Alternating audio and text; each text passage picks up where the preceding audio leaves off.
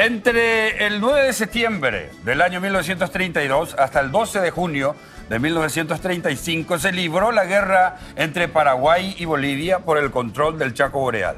Esta fue la guerra más importante en Sudamérica durante el siglo XX.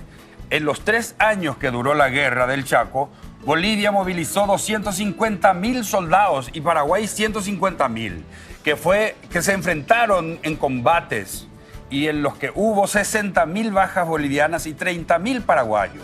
El cese de las hostilidades se acordó el 12 de junio de 1935 y hoy acá en nuestro Tereré Yeré queremos dar un homenaje muy merecido, no a la guerra, sí a la paz entre hermanos. Y nos acompaña el legendario elenco artístico del Ministerio de Defensa Nacional. Suena así. ¡Adelante! Yacu es que Paraguay guajema por la hora, ya amigo ya jeca, roja silbarete fue. Ya vengane catuete, único barrio de Oyapoba, anicene guaycurú, o pucañan de leje. Paella, xerusesi, paella, paella, cosmeta y copate, la mano que pechabe.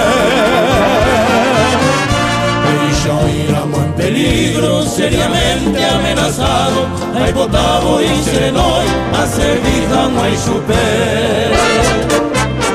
No hay por ahí esa amenaza, Zapucay en la frontera.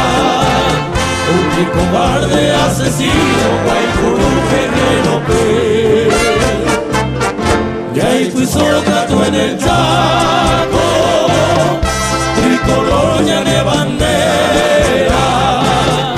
Ay, peña llego y pa, ay, peña llego y pa, mi intruso ya vendré. Ya vi sorpresa al lado, roja silva menos pepe, mi hermano importunado, yeyucanga de yete. Y vengamos coyajata, ñamajene, hallarune veico, ave más que sea y canguecue. Y cochino mi tuya, lo pereo, putareiro, ay de sorpresa ñume, de jubioñe evacue. Y por ante ya llegó y habla el ya ve catuno, ya yujune hueteri, roja silva rubuque. Ay potano y sereno,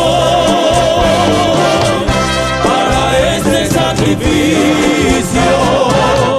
Por el Ivana y Candui, si la patria conteve. Y ahí me jaisa paraguayo, ya curaba su servicio. Como nieto de los López, como nieto de los López,